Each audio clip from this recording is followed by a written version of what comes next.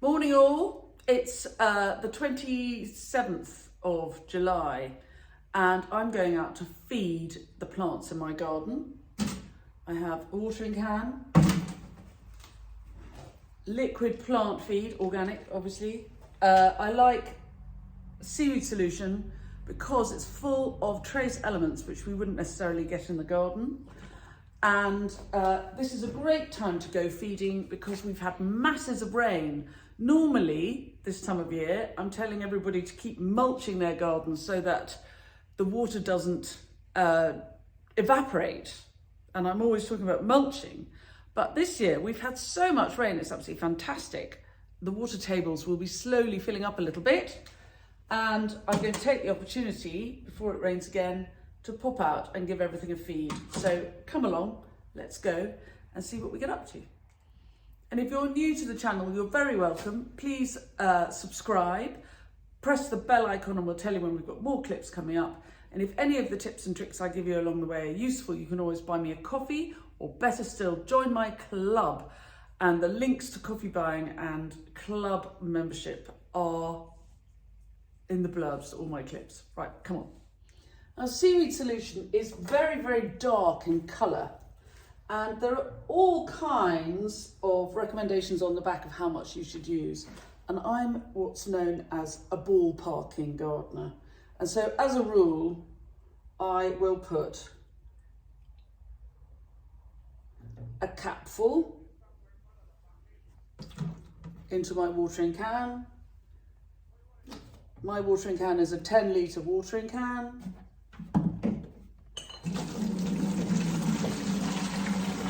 And I'll fill it up. Oh, TK. Now, I'm a flower farmer, so I've got more, perhaps, to do than most people. So I have gone round and collected all of my watering cans, and I'm going to fill them all up and pull them around in my trolley. And luckily, because we've had all this lovely rain, the water butts are full.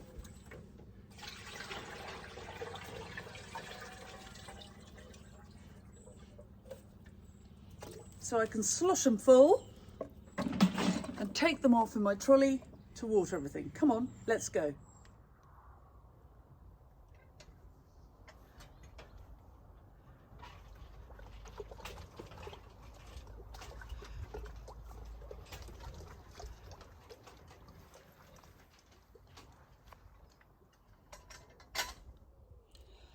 Right, we're going to start down here with the dahlias. Now, it's the end of July and I have been pinching them out because I don't want them flowering until August, because I've been cutting my roses. I'm a flower farmer.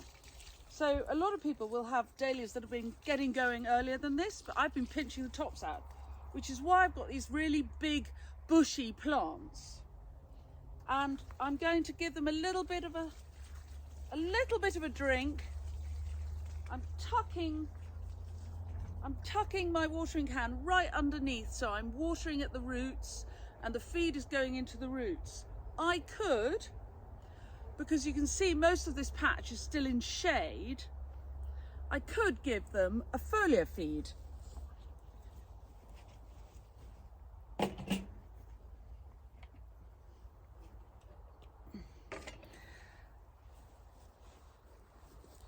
And a foliar feed works like this. You just water a very, very light, not too strong mix. However, be careful. The sun will come round here in an hour or so, by which time the foliar feed will have dried off. I would not do a foliar feed in bright sunshine, because you might risk singeing the leaves.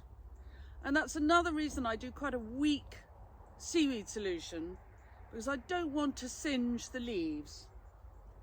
Anyway, I'm going to carry on. I'm going to give all of my dahlias a little feed at the roots, just to give them a boost and help them have a successful flowering season. When we've had a lot of rain like this, sometimes a lot of rain is very good because it fills the ground up with water, but it can wash some of the goodness away. So while I mulch my beds very heavily in the winter with rich, strong mulch, and this bed was mulched with a whole ton of compost before I planted in. So at the end of May, a ton of compost was put onto this bed before I planted the small dahlia plants in. When there's a lot of rain, some of the goodness can get washed away. So that's really why I'm giving them a feed. Whereas normally at this time of year, I'm saying if you're struggling to keep up with the watering, then mulch. So we're having an unusual summer. Well, the south of Europe is cooking. We've had lovely, cool, damp English summer weather. Aren't we the lucky ones? So this patch has taken 6 10-litre cans of water with 15 ml of seaweed solution in each can. And I'm now going to go and fill it all up. And since I'm down here, I'll show you the phlox. And they may as well have a feed too, because I've taken quite a lot off them. I harvest and harvest and harvest. One of the reasons I'm showing you this film now is that even with this small number of dahlias here, as they begin to get going, they're all going to get harvested today and used in various commissions and designs. And I hammered the phlox last weekend, so they could do with a feed.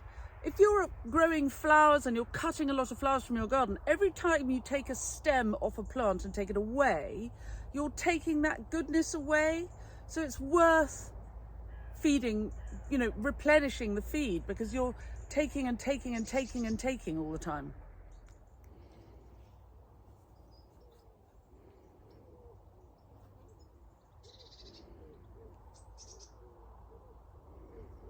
And the phlox are over here.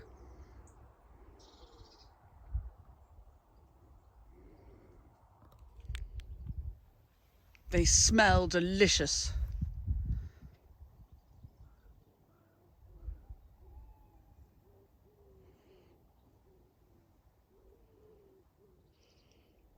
And while we're here, people always want to know the names of the dahlias. So this is a great favourite of mine, Hootenanny. Love good old Hootenanny. And coming up here, the divine and much beloved American Dawn. And just beginning to flower here, great favourite of mine, Bracken Ballerina. I've had this one for many years and I think it's bluish, but as with many things, often the label is long lost. And this one's just beginning to come out. You can see I've got feed on it, which is why it's good to do it in the shade if you're going to do this. And actually there's rain forecast for this afternoon, so they'll get a rinse. This is Ivana, which I saw when I was judging RHS Dahlia trials at Wisley, and I loved. Right, I'll feed the phlox and then we'll ping up and have a look at the roses, shall we? The roses have had an amazing June, absolutely fantastic. And we've harvested and harvested and harvested. And again, if you think every time you take a stem, you're taking that goodness that stem represents out of the ground. So it's good to give them a feed. And they're still flowering a bit, but this will just give them a bit of a boost so that when they come back to really get going in September, they have a really good time. And at the same time, what we've done is we've gone along and we've deadheaded the deadheadings. So we've given them a tidy, not a prune so much, as just tidied them up. And so they look nice. And hopefully a little light summer prune will encourage them to come back and flower more at the end of the summer.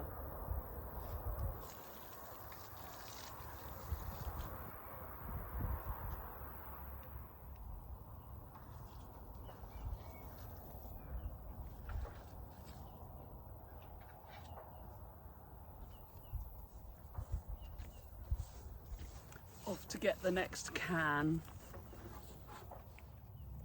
And while I'm up here, I can spot lots of other material that could do with a cutback, a deadhead, some things that I could cut and dry, a tidy up for a big resurgence through the autumn. But I think that's material for another clip, so I hope you'll come back to watch that one.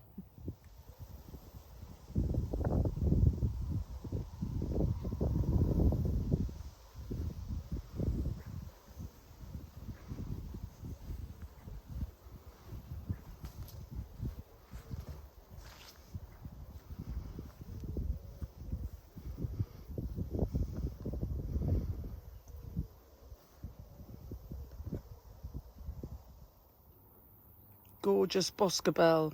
Oh, how I love her. Here's gorgeous Desdemona singing her song. Queen of Sweden. Very good upright rose. And then I have one more place to feed. And that's the pots outside the back door. Now these do get fed a bit more often, probably once a fortnight, because you can imagine, you pour the water in to the pot and a lot of it just drains out. So the feed with the water drains out. So we feed these a little bit more often than everything else up the field. The roses, all done now. I'll leave them, I might give them another feed at the beginning of September. The dahlias, all done now.